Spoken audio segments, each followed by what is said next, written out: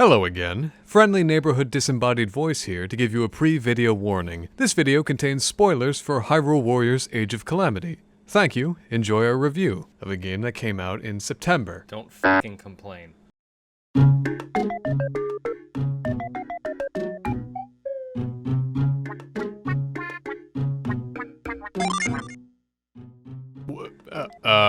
When did we change clothes?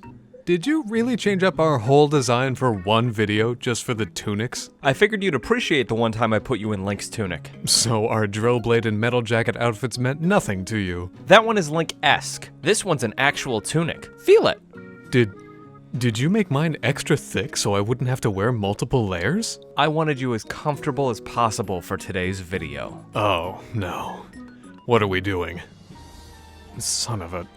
Why? It's time, Andy. Time for us to finally review Hyrule Warriors Age of Calamity. Are people really chomping at the bit to know our opinions on it? After our many vocal criticisms of the Breath of the Wild game, I feel like some people are interested in knowing how we feel about the continuation of the Breath of the Wild timeline. James, I know your love language is Breath of the Wild is not good and, has no music, but I'm the most neutral person in the world. There's no way the internet wants to hear the opinion of someone who is perpetually on the fence. Why weren't the Minish in Breath of the Wild? It's crazy to me! Minish Cap is the best top-down Zelda game, certainly one of the best overall Zelda games, and it was relegated to several references that we have to translate to make the connections to? Are you kidding me? Baffling to say the least. Okay, you got me. Also Shantae in Smash.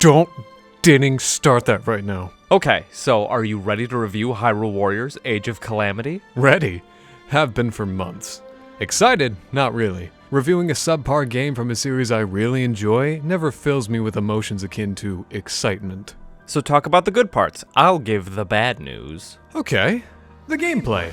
This is general Warriors type gameplay that's flashy, powerful, and every strike feels as good as it should. You upgrade your combos with field materials, use weapons enemies drop, and maps are large and pretty to look at. Also, co-op returns so you can do basic Warriors things with a friend. It's the most basic thing the game needed to do, and it does it. We should all feel so lucky. Unfortunately, Age of Calamity may have taken more notes from Breath of the Wild than we would have liked. For instance, your inventory. Weapons no longer have their own inventory where you can hold 20 of each before having to throw them away. Now every character has their own inventory that fills really fast if they can have multiple weapons. It's kind of fucking annoying. In the previous Warriors game, you would choose your elemental weapon before each fight depending on the element indicated on the battle screen. Here, you have a series of elemental wands you can use with L and Sheikah Slate abilities you can use with R. Slate abilities are usually used during boss battles to exploit weaknesses, but take a look at the meters you're met with when pressing L. Do you see these bars?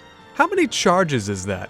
Oh, you can't tell? Neither can anyone else! Your only real indication of how much healing or wand power you have left is using it all, or having your friend use it all because you and your co-op partner share them! That's right, no individual healing, you have to pass that potion around. And these meters only refill when collecting apples or wand-specific magic bags from enemies. No more recharging between fights. Another kind of fucking annoying thing. I have a rant about the apple meter I would love to go into, but I feel like James would go into cardiac arrest lip-syncing that, so I'll save it for another time. Anyway, I think we got our licks in at the gameplay. Let's move on to the story. Oh, you want to talk about the story? Sure.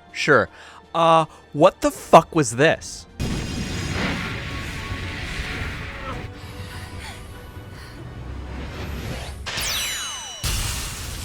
What the fuck? No! I will not allow you to take her again! Sidon?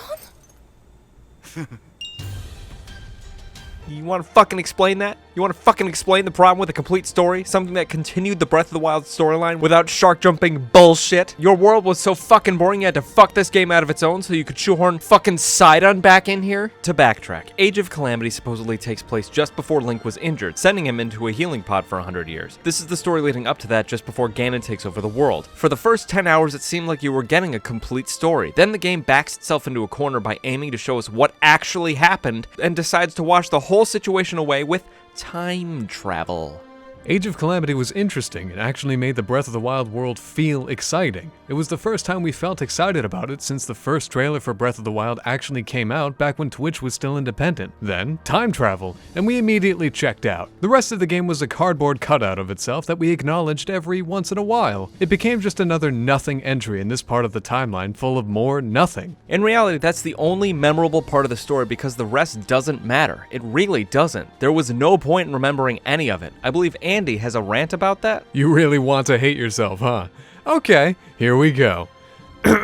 As an avid Zelda fan, it certainly disappoints me to see Nintendo simply widening the hole they dug themselves with Breath of the Wild. It has no concrete place in the Zelda timeline, yet it names several locations as references to each of the other branching timelines. Not only that, Zelda games usually contain characters that give context to landmarks, ruins, trees in odd places, dirt patches, patterns in the sky, everything. Zelda worlds are vibrant, full of characters and adventure. Breath of the Wild removed all of that in favor of a long, boring, uninteresting, stamina-meter fatigued trek from location to location, dotted with very few characters of note, very few places of interest, and very few music tracks to enjoy. I'm a disappointed fan, a very disappointed fan. Instead of keeping Zelda the 8-dungeon formulaic adventure it invented, it gave all of that up just to become just another generic open-world adventure game. Transforming that world into a Warriors game did nothing to improve its story, its characters, or its appeal. Breath of the Wild is the least interesting entry in the Zelda timeline, which, in a series with entries like Triforce Heroes and Majora's Mask, is saying a lot. That wasn't a rant about the story or its pointlessness. You'd be correct. To save you the trouble and us some time, those are my final thoughts on this game, and Breath of the Wild as a whole.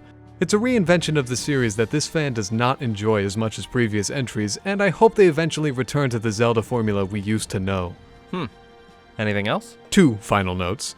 Don't walk into this game expecting answers or a continuation of the Breath of the Wild storyline. Also, you can beat this game. In about 70 hours, you'll have completed this disappointment, gotten all the characters, weapons, and missions. Then, you can eagerly await the DLC, which really only serves to emphasize the massive differences between how mediocre this Warriors game is and how awesome the previous one was. Go play Hyrule Warriors Definitive Edition on the Switch. It's a vastly better game. Alright, bye.